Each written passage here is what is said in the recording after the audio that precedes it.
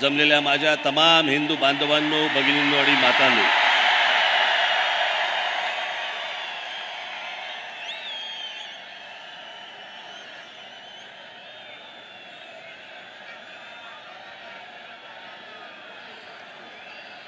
मला कल्पना आहे की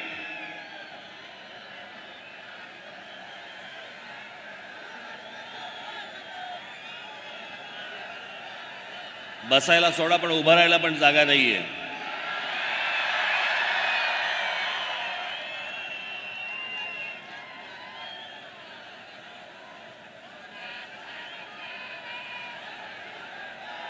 माझी आपणा सर्वांना नम्र विनंती आहे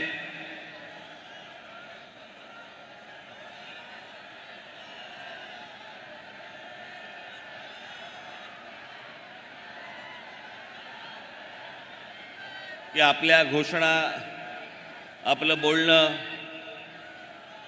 हे जर थांबलं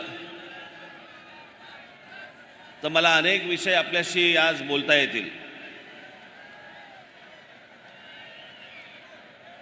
मी आता येत असताना बाहेर देखील आज अजून हजारो लोक आहेत बाहेर की त्यांना आतमध्ये येता येत नाहीये कारण आतमध्ये जागाच नाहीये.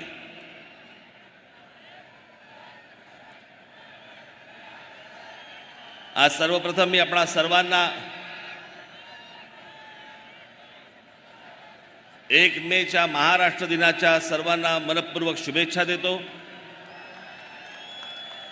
कामगार दिनाच्या मनपूर्वक शुभेच्छा देतो आणि बोलायला सुरुवात करतो.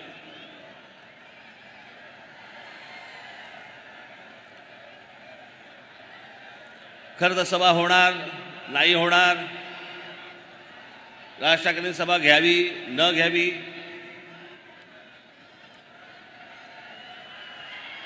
सभेला परवानगी मिळणार नाही मिळणार,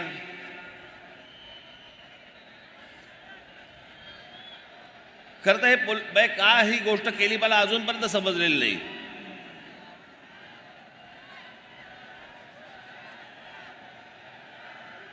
मी महाराष्ट्राच्या कुठच्याही कोपऱ्यामध्ये जरी मी समजा सभा घेतली असती तरी दूरदर्शनवरनं तुम्ही पाहिलंच असतात ना.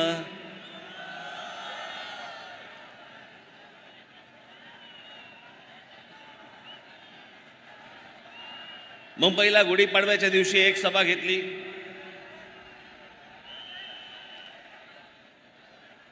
त्याच्यानंतर त्या सभेनंतर बरेच जण बडबडायला लागले.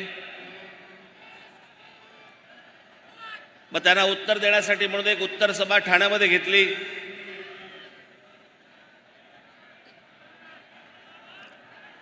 खरं तर 2च सभा मी घेतल्या.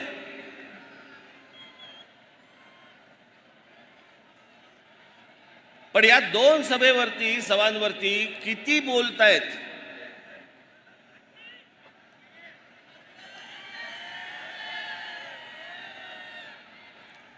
आणि मग ही ज्यावेळेला ठाण्याची सभा ज्यावेळेला झाली त्यावेळेला माझ्या दिलीप धोत्रेंनी मला फोन केला.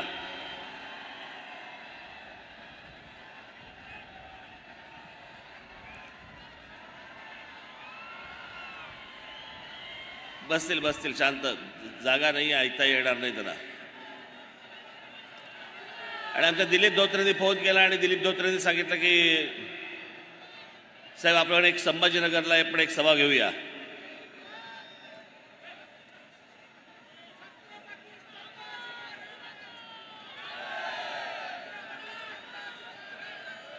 आणि म्हटलं हा तर संभाजीनगर हा तर महाराष्ट्राचा मध्य,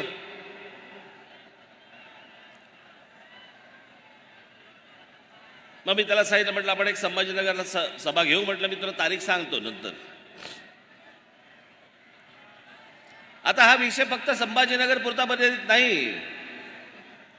माझ्या ह्याच्या पुढच्या सगळ्या सभा या सगळ्या मराठवाड्यातल्या प्रत्येक जिल्ह्यामध्ये होणार आहेत.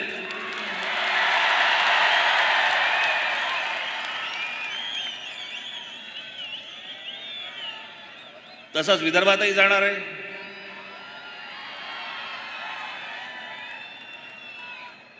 आपल्या कोकणातही जाणार आहे, उत्तर महाराष्ट्रातही जाणार आहे, पश्चिम महाराष्ट्रातही जाणार आहे.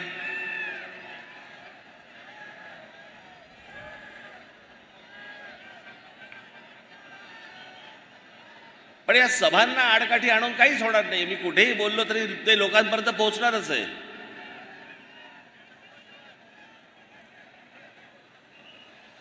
कोंबडा झाकायचं ठरवलं तरी ते उगवायचं थोडी राहतं. सूर्य उगवतोच.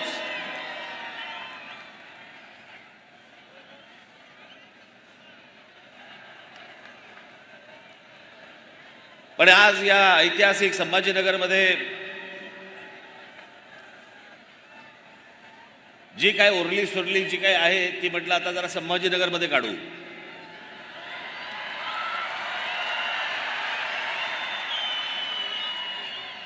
मला कल्पना आहे की महाराष्ट्रामध्ये अनेक प्रश्न आहेत. पिण्याच्या पाण्याचा प्रश्न आहे. संभाजीनगरमध्ये शहराचा मध्ये पिण्याच्या पाण्याचा प्रश्न आहे. 10 दिवसांनी पिण्याचं पाणी येतं.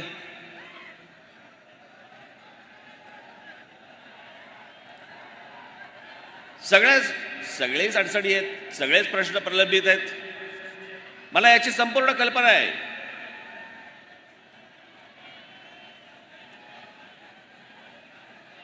पण आजचे जे काही प्रमुख विषय आहेत या प्रमुख विषयांना धरून मी आजचं तुमच्याशी बोलणार आहे.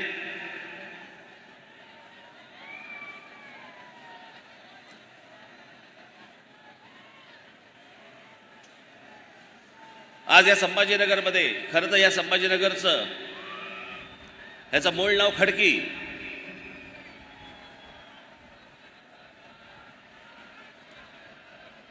आपल्या दोन्ही राजधान्या इथल्याच.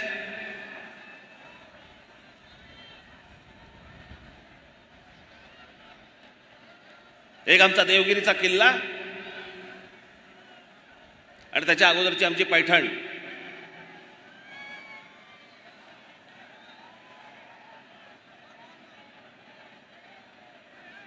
मला असं वाटतं आजचा महाराष्ट्र दिन 1 मे आपण साजरा करताना पहिल्यांदा आपण थोडासा महाराष्ट्र नीट समजून घेणं गरजेचं आहे.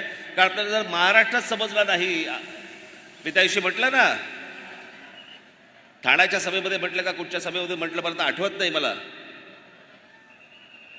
पण जो समाज इतिहास विसरला त्याच्या पायाखालचा भूगोल सटकलेला आहे. त्याच्या पायाखालची जमीन सटकलेली आहे.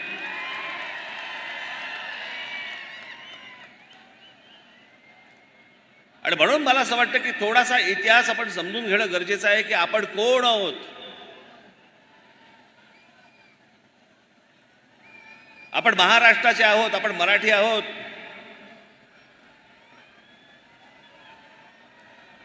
या महाराष्ट्राने आजपर्यंत या देशाला काय काय दिलं. मुळात हा कधी देश असा नव्हता. ही भूमी होती एक.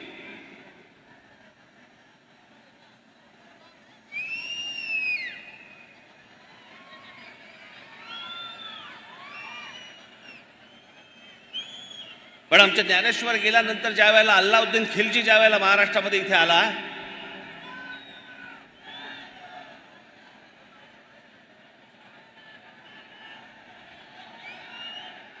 आणि आमच्या देवगिरीच्या किल्ल्यामध्ये ज्यावेळी शिरला,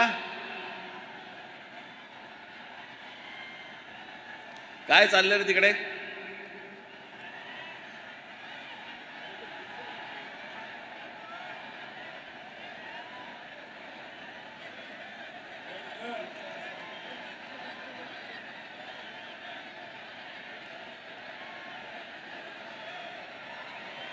जर कोणी टाळकी जर काही गडबड करायला आली असेल तिथल्या तिथे हाणा.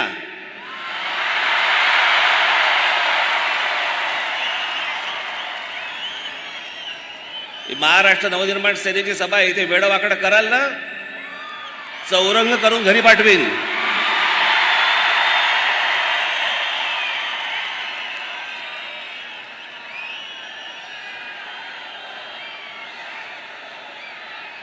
बसा बसा.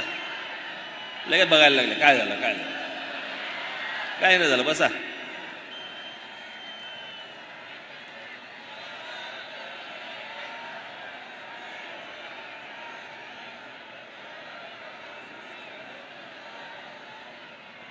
या एका अल्लाउद्दीन खिलजीने 1 लाख लोक घेऊन येतोय म्हणून सांगितलं.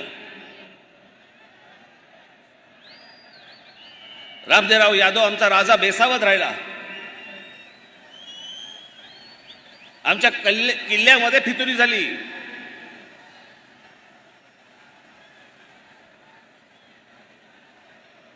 आणि ते 1,00,000 लोक नव्हतीच येणारी.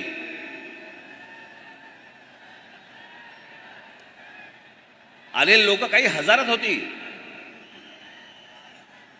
मी ज्यावेळेला हा इतिहास ज्यावेळेला वाचतो त्यावेळेला मला कळतं. नाही तर आजच्या सोशल मीडियावरती आपल्याला बघतो ना आपण, अल्लाउद्दीन खिलजीचं सैन्य येत आहे, ही महाराष्ट्रातली पहिली फेक न्यूज. आपण फेक न्यूज हल्ली फक्त व्हॉट्सअपवरती बघतो. वाटेल ते देतात, वाटेल ते सांगतात.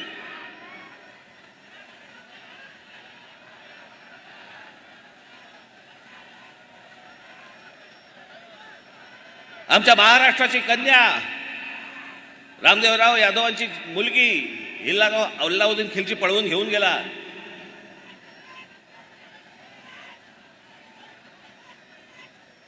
महाराष्ट्रामध्ये अंधकार पुढचे साधारणपणे 400 वर्ष महाराष्ट्र खितपत होता.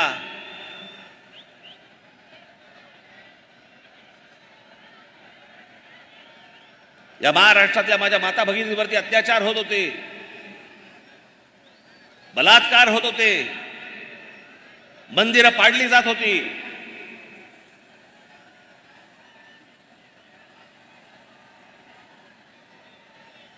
याच पैठणीला आमच्या एकनाथ महाराजांनी तेव्हा तिथे आरोळ दिली, दार उघड भैये दार उघड.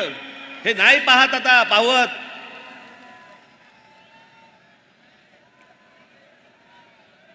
आणि या 1630 ला दार उघडलं. आमच्या छत्रपतींचा जन्म झाला.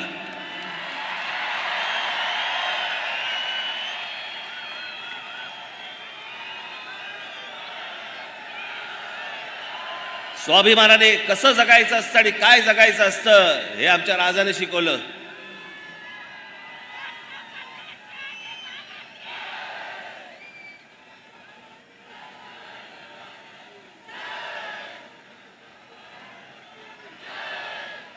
महाराज गेले. इथे आमच्या नांदेडला राहणारे खूप मोठे लेखक नरहर कुरुंदकर, या कुरुंदकरांच्या पुस्तकामध्ये फार छान वर्णन केलेलं आहे त्यांचं.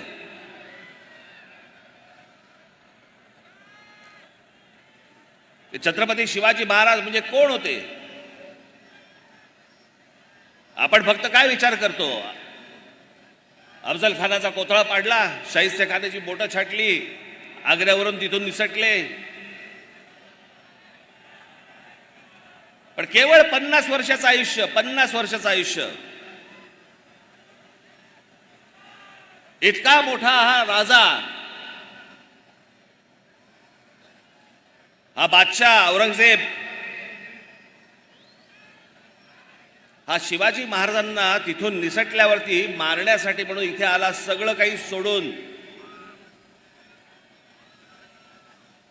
महाराष्ट्रामध्ये औरंगजेब आलाय 1681 साली आणि महाराजांचा मृत्यू झालाय, महाराजांचं निधन झालंय 1680 साली. औरंगजेबाला माहित नव्हतं का की ज्याच्यासाठी म्हणून आपण महाराष्ट्रामध्ये चाललेलो आहोत तो माणूसच राहिलेला नाहीये, आपण कशासाठी चाललोय. तरी पुढची 27 वर्ष हा औरंगजेब या महाराष्ट्रामध्ये इथे राहिला आणि इथं मेला. 27 वर्ष परत कधी आग्र्याला गेलेला नाहीये. इथे संभाजीराजे त्यांच्याशी लढले, संताजी धनाजी लढले, राजाराम महाराज लढले, ताराराणी साहेब लढल्या.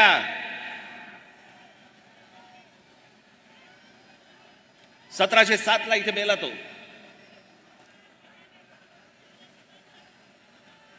औरंगजेबाने जी पत्र पाठवलेली आहेत ना, ती जी पत्र पाठवलेली आहेत त्या पत्रामध्ये तो कोणाचाही उल्लेख नाही करत. त्या पत्रामध्ये फक्त उल्लेख करतोय शिवाजी अजून मला छळतोय. ती जी प्रेरणा आहे ज्याच्यावरती हे सगळे लढतायत त्या प्रेरणेला तो शिवाजी म्हणतोय. तो वेडा नव्हता, खुळा नव्हता. त्या औरंगजेबाला फक्त कळलं होतं की शिवाजी व्यक्ती नाहीये, शिवाजी हा विचार आहे.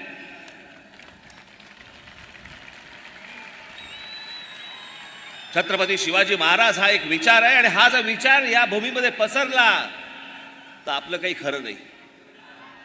आणि तेच झालं. संपूर्ण मराठी शाहीने उद्ध्वस्त केलं मोगल साम्राज्य. आज पाकिस्तानामध्ये असलेला तो अटोक किल्ला, ज्याला आपण म्हणतो ना अटके पार झेंडे फडकवले मराठ्यांनी, तो अटोक किल्ला, तिथे भगवी पताका फडकली. हा संपूर्ण मराठी शाहीचा इतिहास आपण विसरलो. आम्हाला काहीच माहित नाही. आम्ही फक्त पुण्यतिथी आणि जयंत्या फक्त साजऱ्या करतोय आम्ही महापुरुषांच्या.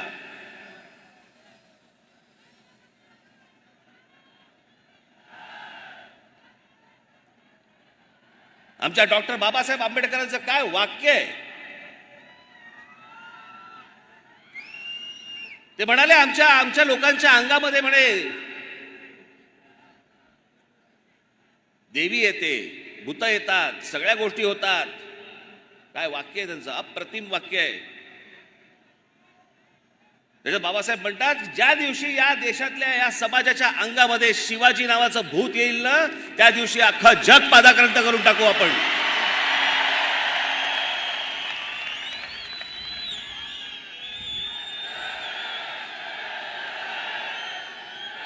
आमच्या अंगात शिवाजी आला पाहिजे.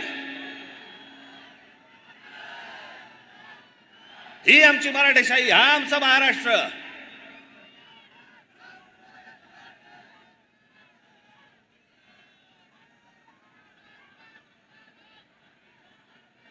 आज काय महाराष्ट्राची परिस्थिती झाली आहे. आमच्या महाराष्ट्राची आबरू वेशीवरती टाकली जाते. रोज आमच्या ते महाराष्ट्रामधले नेते वाटतील ते बरळतायत, वाटतील ते बोलतायत.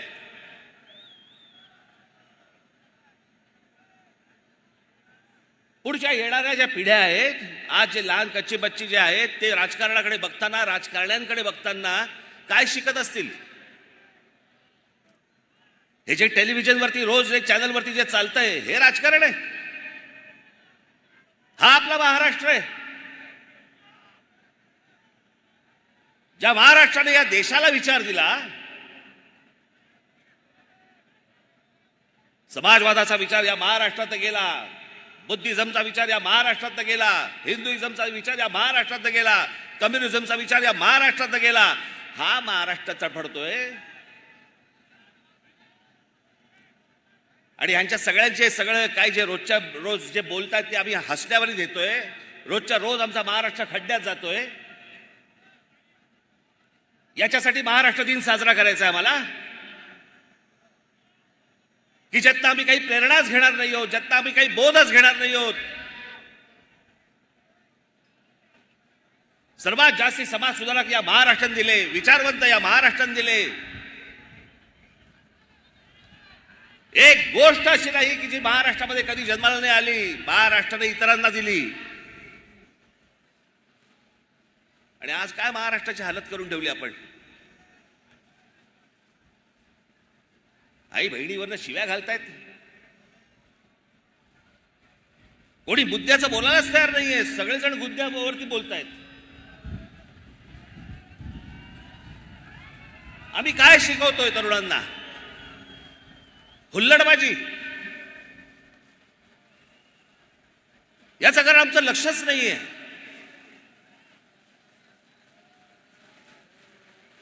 राज ठाकरेंचं भाषण आहे, हल्ला करा, घोषणा द्या, बस निघालो आम्ही. आम्हाला यातनं काही घ्यायचं नाही. इथेच मरतो आपण. या आमच्या हाताला काही लागत नाही. आणि या सगळ्या राजकारणाला हेच हवंय.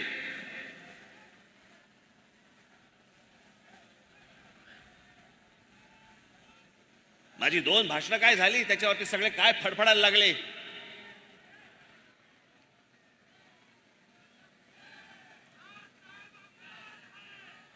शरद पवार सांगतात की दोन समाजामधला म्हणे हे दुई माजवतायत.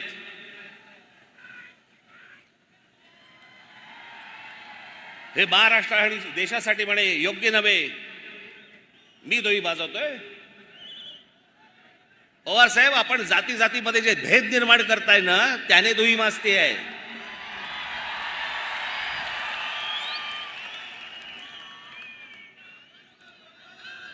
प्रत्येक व्यक्ती जातीतनं बघायची. हातामध्ये पुस्तक घेतल्यानंतर पुस्तकाचा लेखक कोणत्या जातीचा आहे त्याचा विचार करून बोलायचं. मी त्या दिवशी जेव्हा बोललो, आज आत्ता घरी जेव्हा जाल त्यावेळेला युट्यूबवरती काढून बघा, सर्व राष्ट्रवादी काँग्रेसच्या आतापर्यंतच्या सभा काढून बघा. कधीतरी शरद पवार साहेबांनी महाराजांचा, छत्रपती शिवाजी महाराजांचा उल्लेख केलाय का? आत्ता बोलायला सुरुवात झाली. आत्ता सुरुवात झाली मी बोलल्यावरती. तोपर्यंत काही नाही. आणि काहीतरी व्हिडिओ काढतायत, तल्लीन झालेत आणि गीत रामायण ऐकतायत आणि बाजूला शिवाजी महाराजांचं पुस्तक ठेवलंय. कशासाठी खोटं करताय? ज्या दिवशी मी त्या दिवशी म्हटलं माझ्या सभेमध्ये, बस रे आता बस.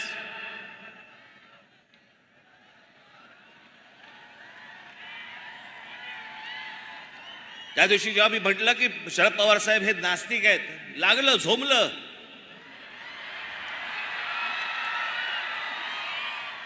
जे मला माहिती होतं ते मी बोललो. मग लगेच देवाचे बिवाचे फोटो काढले सगळे, पूजा करताना, नमस्कार करताना वगैरे. अहो, देवा बिवाचे कशाला फोटो काढताय? आपली कन्या लोकसभेमध्ये बोलली आहे की माझे वडील नास्तिक आहेत. आता याहून अधिक काय पुरावा देऊ मी? जिकडे सभा घेतायत तिकडे बोलतायत. राज ठाकरेंनी म्हणे त्यांच्या आजोबांची पुस्तकं वाचली पाहिजेत. अरे मी वाचली आहेत. पवार साहेब, तुम्हाला अपेक्षित असलेल्या गोष्टी फक्त तुम्ही वाचलेल्या आहेत. अख्खी पुस्तकं वाचा, संदर्भात सहित वाचा, मग तुम्हाला कळेल.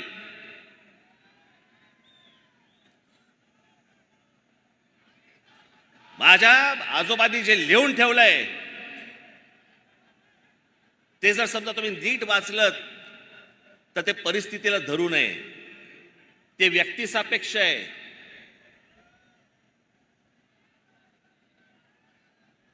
जातीपातीमध्ये भेद निर्माण करणारा नव्हे.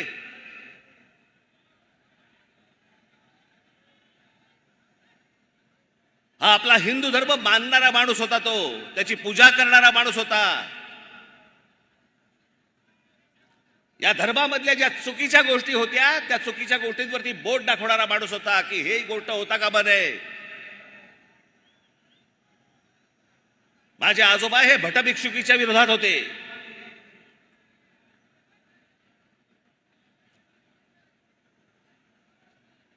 धर्म मानणारा माणूस होता. म्हणून मी आज पवार साहेबांसाठी काही संदर्भ आणलेत.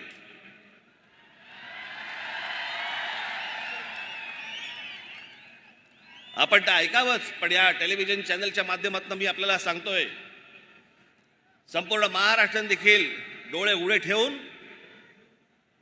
कान देऊन याच्या पुढची मी काही गोष्टी ज्या सांगणार त्या ऐकाव्यात की ह्या लोकांनी कसं विष पसरवलं ते महाराष्ट्रामध्ये जातीचं.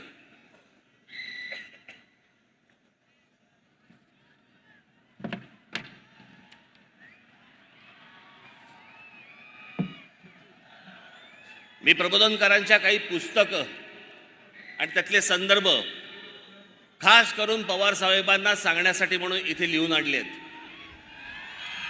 की जर जमलं तर आपण हे वाचावेत. पवार साहेब, माझ्या आजोबांचं पहिलं पुस्तक आहे माझी जीवनगाथा. म्हणजे पहिलं पुस्तक म्हणजे शेवटचं पुस्तक त्यांचं, पण त्यांचं चरित्र आहे. त्याच्यामध्ये पान क्रमांक 101 वरती हिंदू धर्माच्या प्रचाराबाबत केलेलं काम आणि ख्रिश्चन मिशनरींना विरोध म्हणून हिंदू मिशनरी चळवळ स्थापन करणारा माझे आजोबा होते.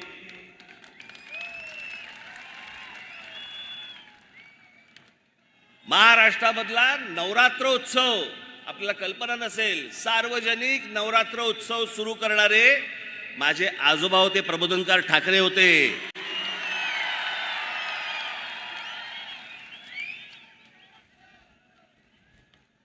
त्यांचं एक पुस्तक आहे ऊठ मराठ्या ऊठ.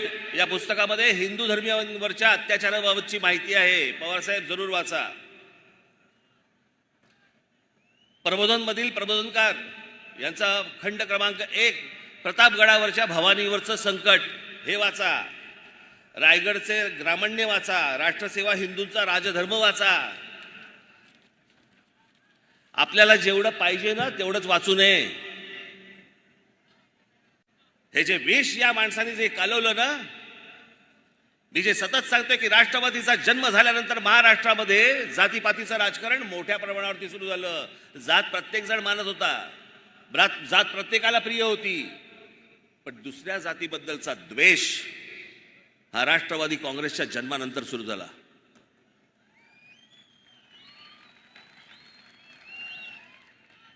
माझा मराठा बांधव भगिनी यांची माती भडकवायची.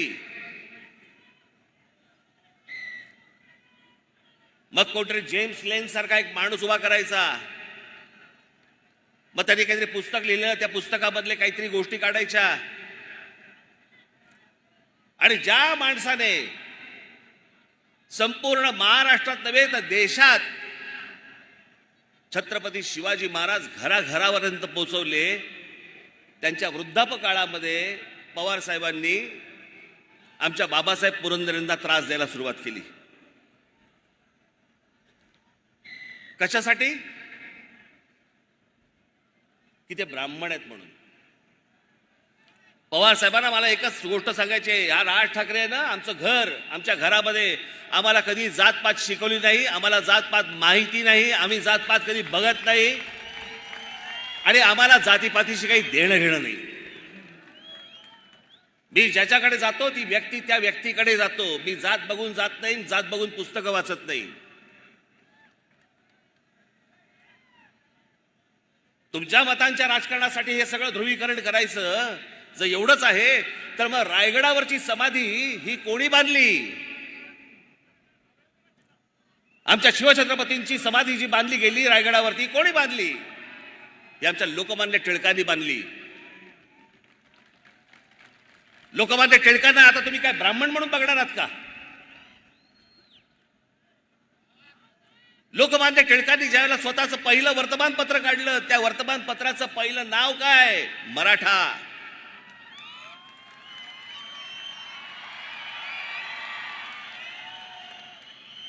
हे पवार साहेब कधी सांगणार नाहीत. आता जेम्स लेन इतकी वर्ष बघा, ही माणसं सत्तेमध्ये होती. खेचून आणायचा होता त्या जेम्स लेनला, विचारायचा होता तुला कोणी सांगितलं हे? त्या जेम्स लेनची आता इंडिया टुडेने मुलाखत घेतली. त्या मुलाखतीमधले फक्त 4 प्रश्न मी तुम्हाला दाखवायला आणलेत. ते 4 प्रश्न फक्त आपण बघून घ्या. दाखव रे. एक मिनिट थांबा. ही जेम्स लेनची मुलाखतीतला काही भाग आहे. छत्रपती शिवाजी महाराजांची अपमानकारक माहिती तुम्हाला कोणी पुरवली होती? तुम्ही प्रश्न चुकीच्या पद्धतीने विचारत आहात. हे जेम्स लेन सांगतोय, मला कोणीही माहिती पुरवली नाही. माझं पुस्तक लोकांमध्ये प्रचलित असलेल्या कथांबद्दल आहे. या कथा सांगत असलेल्या लोकांनी नरेटिव्ह सेट करून ठेवलं त्याबद्दल आहे. काही लोक रामदास यांना शिवाजी महाराजांचे गुरु मानतात, तर काही तुकाराम महाराज यांना शिवाजी महाराजांचे गुरु मानतात. यातलं खरं काय आहे त्यात मला काही रस नाही. पण एक गट पहिल्या नरेटिव्हच्या बाजूने आहे तर दुसरा दुसऱ्या नरेटिव्हच्या बाजूने आहे. असं का? पुढे तुमच्याकडे असलेल्या अपमानकारक माहितीचा आधार काय? जेम्स लेन, माझं पुस्तक काळजीपूर्वक वाचणाऱ्यांच्या लक्षात येईल की मी कुठलंही ऐतिहासिक तथ्य मांडल्याचा दावा केलेला नाही. मी शिवाजी महाराजांचा अपमान केलाय अशी टीका करणाऱ्यांनी चुकीचा अर्थ काढलाय. पुन्हा सांगतो, मी कथांबद्दल बोलतोय, इतिहासातील तथ्यांबद्दल नाही. पुढे या विषयाबाबत तुमचं बाबासाहेब पुरंदरेंशी बोलणं झालं होतं का? त्यांचं म्हणणं काय होतं? मी कधीही बाबासाहेब पुरंदरेंशी एका शब्दानेही बोललेलो नाही. पुढे महाराजांबद्दलचे अपमानकारक शब्द तुम्ही मागे घेतले ते कशामुळे? युक्तिवाद करताना मी पुरेशी काळजी घेतली नाही, त्याचा परिणाम इतरांना भोगावा लागला. ज्याच्यावरनं 10-15 वर्ष राजकारण केले या महाराष्ट्रामध्ये पवार साहेब, तो जेम्स लेन सांगतो मी कोणालाही भेटलेलो नाहीये आणि ते माझं ऐतिहासिक पुस्तक, माझ्या त्यामध्ये इतिहास नाहीये. तुमची केंद्रामध्ये सत्ता होती, तुम्ही कृषी मंत्री होतात, का नाही फरफटत आणला त्याला? का महाराष्ट्राची डोकी फिरवलीत? कशासाठी हे विष पाजलत तुम्ही लोकांना? कशासाठी विष पाजलत? नवीन वाद उकरून काढायचे. शिवाजी महाराजांचे गुरु रामदास स्वामी होते का नव्हते? रामदास स्वामींकडे परत तुम्ही जातीने बघणार आहात? रामदास स्वामी कधी बोलले की मी शिवाजी महाराजांचा गुरु होतो? की शिवाजी महाराज कधी बोलले की रामदास स्वामी माझे गुरु होते? म्हणून गुरु शिष्याचा नात्याचा काही संबंधच येत नाही.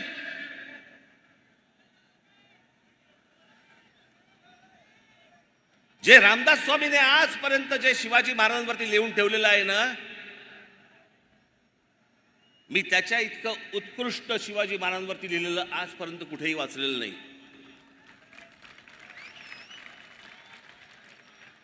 जे त्यांनी लिहून ठेवलंय ना, निश्चयाचा महामेरू, बहुत जनासे आधारू, अखंड स्थितीचा निर्धारू, श्रीमंत योगी, त्याच्यातल्या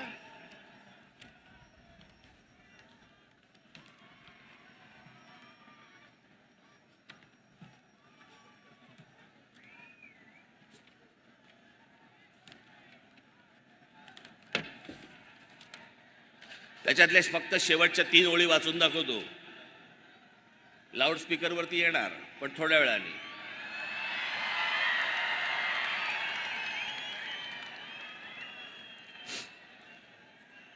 तुमचे देशी या ओळी येत नाहीत फारशा, पण हे मी तुमच्यासमोर पूर्ण वाचून दाखवतो, म्हणून मी त्यात फक्त शेवटच्या 3 ओळी वाचून दाखवतो.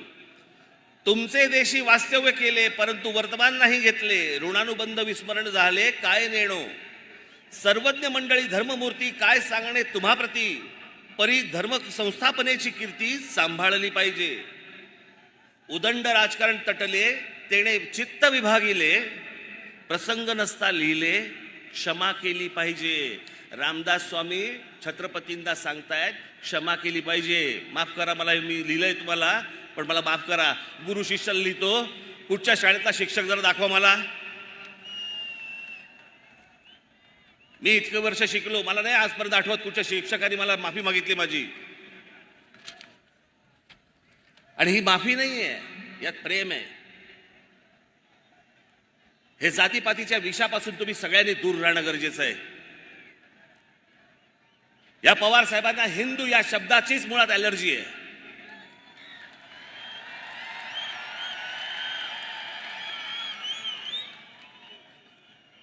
प्रत्येक वेळेला बोलताना शाहू फुले आंबेडकरांचा महाराष्ट्र, हो तो आहेच.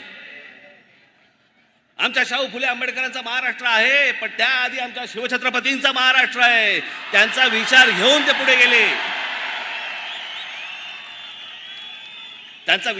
पुढे गेले. पण कधी पवार साहेबांच्या तोंडी शिवाजी महाराजांचं नाव कधी ऐकलं नाही.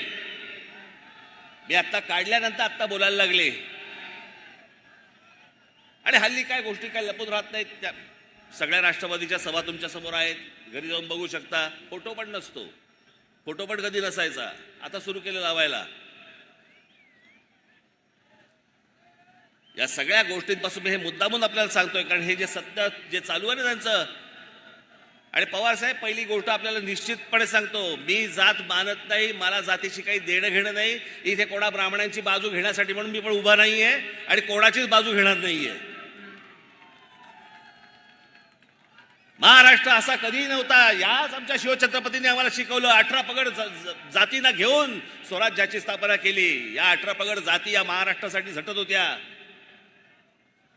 त्या 18 पगड जातींमध्ये विष घालवलं तुम्ही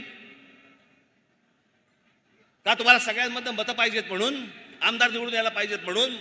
अहो, एवढ्याच्या छोट्याशा गोष्टीसाठी म्हणून हे कालवलेलं विष कुठपर्यंत गेले बघा. शाळा कॉलेजपर्यंत गेलं. शाळेमध्ये मुलं एकमेकांकडे जी सहज जायची, सहज भेटायची, ती आता विचार करायला लागली, हा कोणत्या जातीचा आणि तो कोणत्या जातीचा, याच्याशी मैत्री करू की नको, ह्याच्याशी मैत्री करावी, इथपर्यंत घाण राजकारण आणलं. आणि म्हणून महाराष्ट्र दिवस साजरा करायचा आम्ही.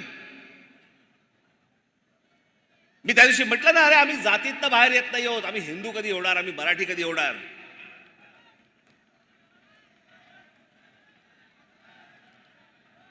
आमच्याकडे जातीने विळखा घालून ठेवल्या सगळ्या गोष्टीला. याच्या उपर आम्ही बघायला तयार नाही आहोत. ज्या महाराष्ट्राने इतके उदात्त विचार या महाराष्ट्राने दिले तो महाराष्ट्र जातीत सडतोय.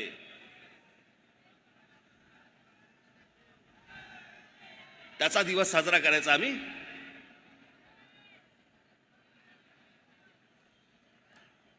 या महाराष्ट्रामध्ये अनेक गोष्टी आहेत. ह्या आता लाऊडस्पीकरचा विषय,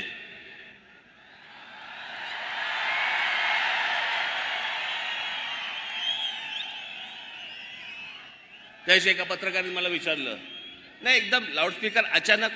म्हटलं अचानक? बरं कधी काढला की तुम्ही विचारणार अचानक? कधी काढायचाच नाही का? मी त्याच्या अगोदरच्या माझ्या क्लिप्स दाखवल्या होत्या त्याशी. याच्या अगोदर अनेकदा बोललोय. बरं हा काही लाऊडस्पीकर हा नवीन विषय नाहीये. हा काही मी पहिल्यांदा मांडतो अशातला विषय नाहीये. याच्या अगोदर अनेकांनी मांडलाय. मी फक्त त्याला पर्याय दिला.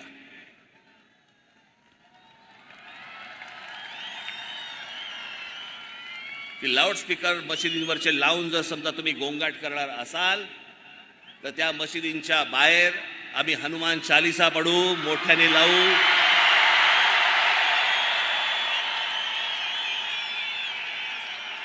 मला कुठेही महाराष्ट्रामध्ये दंगली घडवायच्या नाहीत.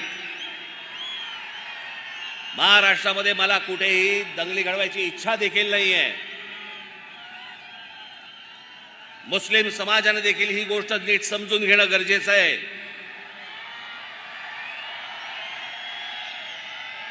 त्या दिवशी माझ्याकडे नाशिकला एक जण पत्रकार आले आणि ते पत्रकार मला ते मुस्लिम समाजातले होते आणि ते आले. त्या पत्रकाराने मला सांगितलं, माझ्याकडे आतल्या पुण्याच्या केबिनमध्ये आतमध्ये आले आणि मला म्हणाले, साहेब मी मुसलमान आहे पण आम्हाला भोंग्याचा खूप त्रास होतो. म्हणजे माझं लहान मूल हे लाऊडस्पीकर लागले की म्हणे झोपे ना, ते आजारी पडायला लागलं. आणि दरवेळेला ते म्हणे झोपायला आलं लहान मूल माझं की म्हणे इकडनं म्हणे ते अजान आणि त्या सगळ्या बांग सुरू होतात आणि माझं पोर झोपू शकलं नाही. मग मी अनेकदा त्याला सांगितलं, पण एकदा मी मशिदीत गेलो, तिकडचे मौलवी होते, त्याला सांगितलं की माझ्या मुलाला त्रास होतोय तुमच्या भोंग्याचा, तुम्हाला जे काय पठण करायचं असेल ते मशिदीच्या आत करा, आम्हाला या लाऊडस्पीकरचा त्रास होतोय. त्याच्यानंतर त्यांनी काहीतरी कमी केलं आणि त्या दिवशी पण मी सांगितलं होतं, आज परत मी तुम्हाला सांगतो, लाऊडस्पीकर हा सामाजिक विषय आहे, हा धार्मिक विषय नव्हे. आणि लाऊडस्पीकर या विषयाला जर समजा तुम्ही धार्मिक वळण देणार असाल तर त्याचं उत्तर आम्हाला धर्मानेच द्यावं लागेल, एवढं पण तुम्ही लक्षात ठेवावं.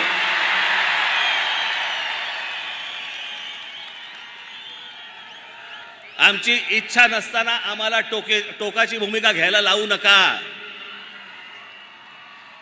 महाराष्ट्रामधली शांतता आम्हाला बिघडवायची नाही, इच्छाही नाही, गरजही नाही. परंतु जर समजा उत्तर प्रदेशमध्ये जर समजा लाऊडस्पीकर जर उतरवले जाऊ शकतात तर माझ्या महाराष्ट्रात का नाही उतरवले जाऊ शकत? सगळेच्या सगळे लाऊडस्पीकर हे अनधिकृत आहेत. सगळेच्या सगळे लाऊडस्पीकर अनधिकृत आहेत. सुप्रीम कोर्टाने सांगितलं पण आहे की स्थानिक पोलीस स्टेशनला किंवा त्यांना विचारल्याशिवाय तुम्ही लाऊडस्पीकर लावू शकत नाही, त्यांची परवानगी घ्यावी लागते. किती मशिदींकडे परवानगी आहेत?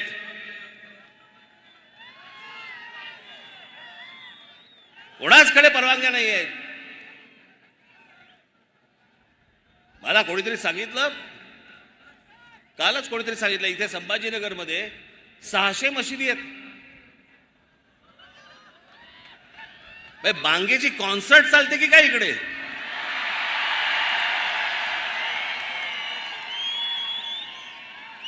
असं फक्त संभाजीनगरमध्ये नाही, अख्ख्या देशभर आहे. हे संपूर्ण देशातले लाऊडस्पीकर पहिले खाली आले पाहिजे. सगळ्यांना समान धर्म असला पाहिजे. प्रत्येक वेळेला आम्हीच का भोगायचं? आम्हाला सभा घ्यायची असली की लगेच सांगतात की नाही नाही हा सायलेन्स झोन आहे, इथे शाळा आहे. रात्रीची कुठची शाळा?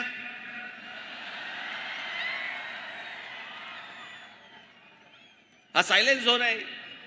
इथे शाळा आहे, इथे मंदिर आहे, इथे सभा नाही घेऊ शकत. आणि ह्याना कुठेही रस्त्यावरती येऊन तुम्ही नमाज पडताय. कोणी अधिकार दिले तुम्हाला?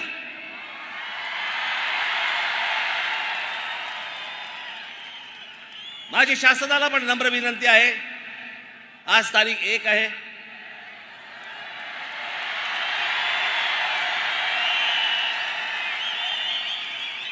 उद्या तारीख 2 आहे.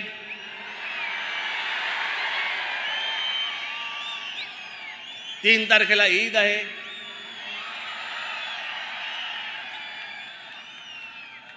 त्यांच्या सणामध्ये मला कुठच्याही प्रकारचं विष कालवायचं नाही. 4 तारखेपासून ऐकणार नाही.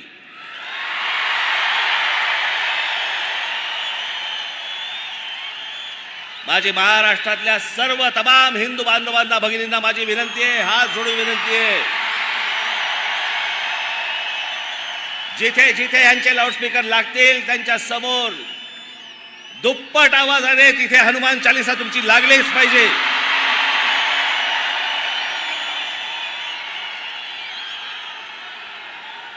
विनंती करून जर समजत नसेल तर आमच्या समोर दुसरा पर्याय उरत नाही. लाऊडस्पीकर तुमच्या धर्मामध्ये बसत नाही.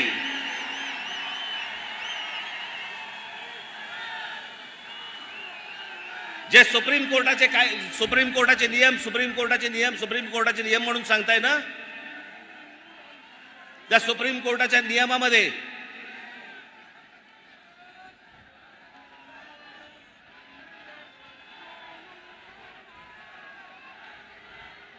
माझी पोलिसांना नम्र विनंती आहे, जर सभेच्या वेळेला हे बांग जर सुरू करणार असतील, आपण आत्ताच्या आत्ता ताबडतोब तोंडात बोळा कोंबावा. ह्यांना जर सहज सरळ मार्गाने जर समजा समजत नसेल तर मग त्याच्यानंतर महाराष्ट्रात काय होईल मला माहिती नाही.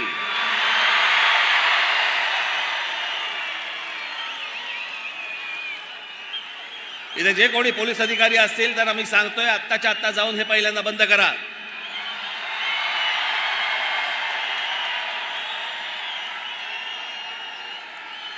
आणि माझं एक म्हणणं आहे या बाबतीत, त्यांना जर समजा सरळ भाषेमध्ये समजत नसेल ना तर एकदा काय ते तिच्या आईला होऊनच जाऊन देत.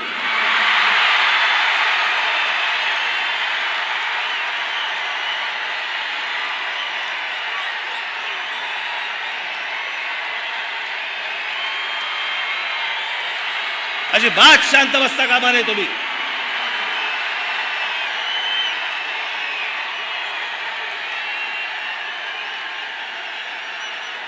संभाजीनगरच्या पोलिसांना माझी हात नम्र विनंती परत करतोय, मी आपल्याला परत सांगतोय,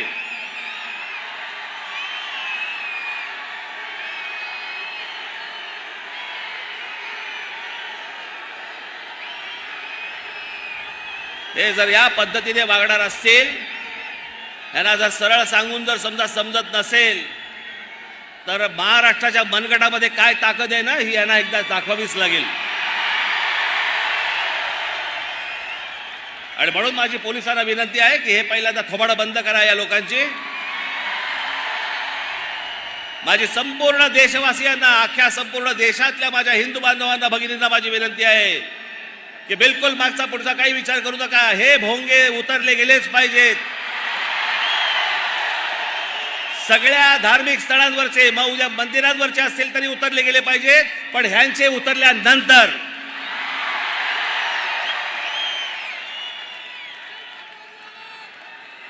आपण सगळेजण,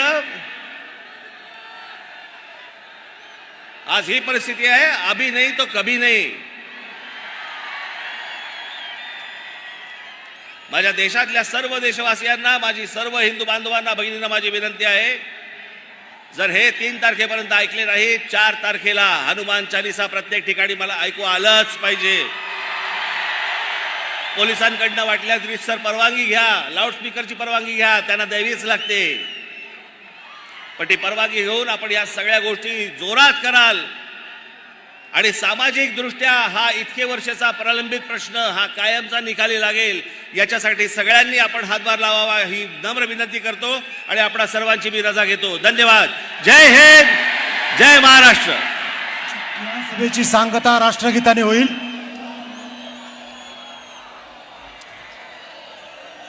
राष्ट्रगीत